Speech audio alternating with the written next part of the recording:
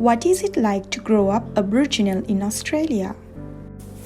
This book, compiled by award-winning author Dr. Anita Hayes, showcases many diverse voices, experiences, and heartbreaking short stories to answer that question. Australians have a national culture that equates equality with fairness. Coming into education, the Alice Springs Declaration on Education Goals for Young Australians assert that the Australian education system promotes excellence and equity. But what is equity for Aboriginal people? Let's dip into some stories in the book to find out. Doreen Nelson reveals the impact of colonization on education at the time of 1960s. Even though she commenced her schooling with great interest, it seemed that knowledge became gradually harder for her to understand. This caused her to leave the school at the age of 15 without any certificate or academic achievement. She blamed the Western education system, which does not meet the needs of Aboriginal children. One might argue that this is a long ago story which now has totally changed.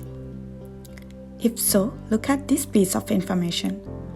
Only 58.7% of Aboriginal students progressed from Year 7 to Year 12 in 2019.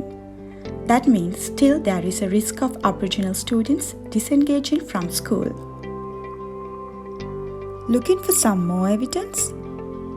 This kind of news labels the Aboriginal students as disadvantaged. This is called deficit discourse. Tamika Worrell, a secondary class teacher who is at the age of 22, talks about the same issue. She described how high school made her see being Aboriginal as a bad thing.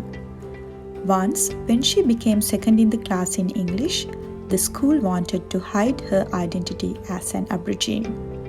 Today, as a teacher, she is trying to change this. She doesn't want to see Aboriginal students bombarded with such a deficit model. There are so many voices in this book reflecting the Aboriginal identity in Australia today, especially witnesses to blatant racism. This is Sian's life story. She had gone through so much discrimination in high school. She was told that her skin color was not black enough to be Aboriginal and too black to be included in the mainstream. Her story shows one of the common issues in contemporary Australian society: stereotyping and categorizing. All these stories in the book alert the urgent need of re-engaging the state with its Aboriginal people. They are required to normalize in terms of their education, employment, health and habitation. In means of doing so, the Australian government has implemented several policies and legislations. Human rights and social justice are principles that inform inclusive education in Australia. All these policies more or less focus on Aboriginal students' attendance, engagement, transition points, and Australian curriculum.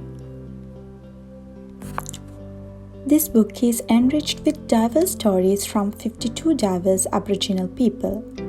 Among those contributors, there are well-known writers, journalists, actors, and singers.